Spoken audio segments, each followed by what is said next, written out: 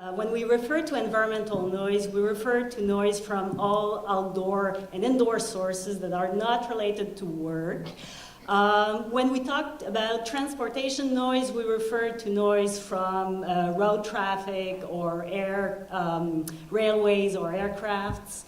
Now, we usually measure noise in decibel A in health studies, as you've heard this morning. So this is the correction that's made. So if you measure 70 decibels for frequencies, noise frequencies of 50 cycles per second, so say I've measured 70 decibels, then I would remove 45 to that number. So instead of, so if I measured 50, I would have 5 dBA. Okay, so this is the correction. This is the decibel A. Someone referred to the weighing that's done, the C weighing, so this is the other curve. So this is the weighing, the reduction that is done to decibels that are measured. And it's done because the low frequency, the noise of the low frequency range is not well, we don't hear it well. Human ear is not sensitive to that. Now, it's been mentioned a couple of times this morning, but there are numerous metrics that are used. So we often report LA, so levels A, for 24 hours, so LA EQ 24 hours. Sometimes we report L night, so noise levels during the night.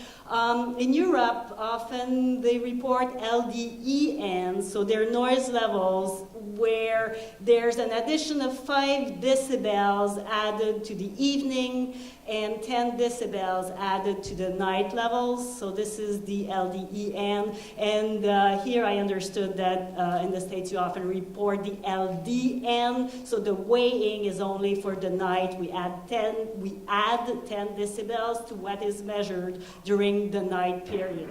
And in Canada, and there's the LA max, so the maximum noise level for a period of time or for a noise event, such as an aircraft passage. And in Canada, we still use the NEF curve. This is a really obscure metric. You have an equation here. I won't explain that. Just want to say that it's really an obscure metric, as it was mentioned this morning, and we still use it in Canada. So it, in principle, represents annoyance from aircrafts. So it's a location, like say you have an F-25, it's the location where people are likely to be annoyed by aircrafts, and roughly you can add something like 30 decibel to the number 25, so roughly you will have about 55 decibels when you're within an F-25. Please don't cite me on that, it's really a rough estimation. So there are various effects that have been associated with exposure to either environmental noise or aircraft or transportation noise. And those effects include annoyance, sleep disturbance, and cardiovascular effects, and there are others. Now, why did I put annoyance and sleep disturbance in italic? Is because some people would consider that they're not health effects, and that was actually one of the comments that we received from the airport in Montreal when we did some of our studies. So my talk will be, I have like 4 points that I'll address during my talk. So I'll talk about exposure to environmental noise. So are noise levels highest in proximity to airports? Does exposure to noise vary between cities and countries? What's the contribution of aircraft to environmental noise, and are effects worse for aircraft noise? So for the first question, so what are levels of exposure to environmental noise in Montreal, and are noise levels highest in proximity to airports? So this is the island of Montreal. Montreal is in the province of Quebec in Canada. And so this is downtown Montreal. Now, the points that are presented on the island here are points where we measured noise levels for 5 to 10 days, continuously, concurrently, at all locations. We recorded 2-minute intervals just because we could not record more measurements when we did the measurements with our samplers. So on the island of Montreal, you have various transportation sources of noise. So you've got the railways, so the lines with those little crossing lines. You've got the highways in kind of gray, the grayer lines, and you've got the NEF. Well, you have the airport, and so on this map you've got the NEF 25. So within this area, people are likely annoyed by noise in Montreal. So, as I said, we try to estimate noise exposure to environmental noise everywhere on the island of Montreal. And so we measured noise at 200 locations and tried to predict those noise levels with various information that we had for all the territory, all the island, so we could predict noise levels where we had not measured it. So basically, this is what I'm representing here. This is what we call a land use regression model. So we have 200 locations where we measured noise, but we want to know noise exposure everywhere. So how you do that, for example, we predicted our measurement based on a number of variables such as traffic flows. So when there are lots of cars, noise is higher. So one of the predictor is traffic intensity. The higher is the traffic, the higher is the noise. And so you can predict noise levels where you have traffic and where you have not measured noise using the relation that exists between those two variables. So in the model that we developed using our measurements and those predictors, the main predictors of our model were vegetation. So the more vegetation there is, the less noise there is, and the more traffic there is, the more noise there is. So these were the main predictors of our model. And here you have the output of our model. So this is a map of noise levels in Montreal. So what you can see here is that noise levels are high. So here I report LA, so A weight levels of noise for 24 hours. So what you can see is that noise levels are high where it's red. So they're high close to highways, close to the airport, and there are industrial areas here on the island of Montreal. So these are the locations where noise are the highest. People live where dots are present on this map. So residential areas are represented by a dot. So there are areas in proximity of major roads and the airport in Montreal where noise levels are high.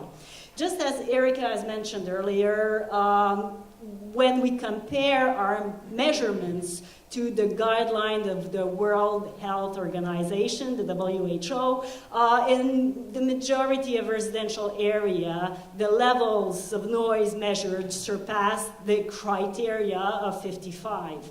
Now here, I wonder if we can really compare our noise measurements to this criteria, because the criteria is developed based on a propagation model, on studies that are based on a propagation model. Propagation models only consider transportation sources usually. While when you measure noise, you include noise from people outdoors, people, and from many other sources that you don't model with propagation models. So it's likely that our measurements cannot be compared to the criteria of the WHO. So the answer to my first question, what are levels of exposure to environmental noise, and are noise levels highest in proximity to airports? Well, yes, they're high in proximity to airport in Montreal, but they're also high in many, many other areas where people live close to major roads on our island. So levels are high, but high close to highways and airports. And measured levels surpass the guideline of the WHO in almost all residential areas of Montreal, but can we really measure, as I mentioned, the measurements to the guideline. So regarding my second point, does exposure to noise vary between cities and countries? Are noise levels in Montreal really high, higher than here? So it should be possible to compare exposure between cities. Actually, in Europe, there should be data on exposure of the population for large cities because of the directive of the European Community that because of this directive, there are noise maps that are produced. Noise map of LDEN, so you remember here we're talking about noise levels that are weighing for the evening and the night, so you add decibels to those time period. So there should be distribution of exposure for many cities of Europe. So there should be maps. But actually I haven't been able to find those distribution of exposure, so I found it kind of frustrating. Okay, this is a study performed by people from here, and this is one of the first studies that I saw that compared exposure to aircraft noise between American cities. So what's reported here is the number of elderly people, so number of individuals older than 65 years of age, who are exposed in their neighborhood to more than 45 decibel A. We're talking about LDN, so we're talking about levels where 10 decibels were added to the night period. So in Boston, like, you know, you're not necessarily the highest, there's not necessarily the highest population exposed, like there were many more people exposed to decibel, to LDN levels higher than 45 in New York, for example. Now, I tried to compare our exposure in Montreal to what's reported in this paper. So we had used the same model, the same INM propagation model that was used by Correia study. So this is, again, the island of Montreal. In red, you have the area where we used a propagation model. So this is not based on measurements. The first map that I presented to you was based on measurement. This is a model that I'm going to present that's based on the propagation model and on aircraft movements. So we modeled noise levels associated with aircraft movements for all the dots that you have here. So this is the an enlargement of the area in red, and you've got the three runways for the Montreal airport that are presented here. So these are the movements, aircraft movements that we use. So we use the 2009 movements in Montreal. There are about the same amount of departure and arrival, so about 100,000 departure and about 100,000 arrivals at the airport of Montreal in 2009, and about 10% of those occur during the night. So we use those aircraft movements and the propagation model INM to estimate noise levels. But actually what we did is that we modeled nighttime maximum noise levels.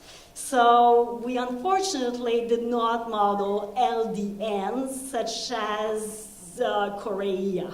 So, but using a number of equations and doing some gymnastic, I managed actually to calculate and to reproduce something similar to what was done in the Correia paper. So you've got the 45 LDN area represented by this outer red line. People living within this area are in gray, so buildings are in gray, so you can see that there are people exposed to really high noise levels here, but like there are many people exposed to 45 dBA LDN based on our estimation. Actually, the number of people is approximately between 25 and 30,000 people. So if I go back to the Korea paper, we would be a small dot on this map. So we would not, we would probably be one of those small dots here. We would not be a big dot. So, does exposure to noise vary between cities? Well, I personally found it quite frustrating and difficult to compare exposure that occur in Montreal to exposure that occur in other cities. There's lack of comparable data. This was mentioned earlier this morning. Well, okay, various models are used, but also various indicators. In Europe, LDEN are usually used. LA Max is what we had used for night movements of aircrafts, and Korea reported the number of individuals exposed to more than 45 decibel LDEN. So, and as I showed it, I had to kind of do some math to be able to compare our exposure with the paper of Korea. And furthermore, this is one point that was not raised at all this morning, but I think it's really important. There is almost no information on how outdoor to indoor noise levels attenuation vary between cities and countries. In Montreal, it's cold, and I mean, our houses are insulated. So what we're modeling so far is exposure outdoors, but indoors exposure is different, and it will differ with the insulation of the building. And so we've got almost no information on that. We cannot compare exposure of people in Montreal with the exposure in Europe because we have no information on that. Now, what's the contribution of aircrafts to environmental noise? This is, again, another struggle of ours in Montreal, because where people live in Montreal, close to the airport, they're not only exposed to aircraft noise, but also to railways and highway noise. So, so this is the NEF curve 30 and the NEF curve 25 that you see here. So you got the runways of our airport, and so people live where you have those small little dots. So close to the airport or within those NEF curves, people exposed to noise are mainly here, and we made measurements here. Now, in this slide, I've got a graphic representation of what I showed you here. So this little area where we made measurements. So what you see is that you've got the highway, you've got the railway, and this is the NEF curve, so the area where people are likely annoyed by noise. And so we measured noise in two locations where the three sources were present. So you've got highway, airport, and railway. Here you've got highway and railway, and here you just have airport. So we made measurements at these locations, and so here you have the results. So of course, noise levels are highest where the three sources are present. So these are noise levels, equivalent noise levels for a period of 6 hours that we've made. And again, we're using the A weighing. So you've got about 75 decibel A when the three sources are present, and when you only have the highway and the railway, so when you're not inside the NEF curve, but you're beside those two other sources, you've got 73 decibel A. And I go back a sec here. So this is about 0.5 mile, maybe approximately, down from those two other points. And so there you've got 63 dBA, decibel A, when you're not exposed or not close to those two other sources. What's interesting is that when you look at the noise levels when there is an aircraft passing by or where there's no aircrafts passing by, when you're beside the three sources, you got almost no difference in levels measured. Now, if you're only where there's the aircraft source, then you got a difference of about 5 decibel A when there's an aircraft passing and when there's no aircraft passing.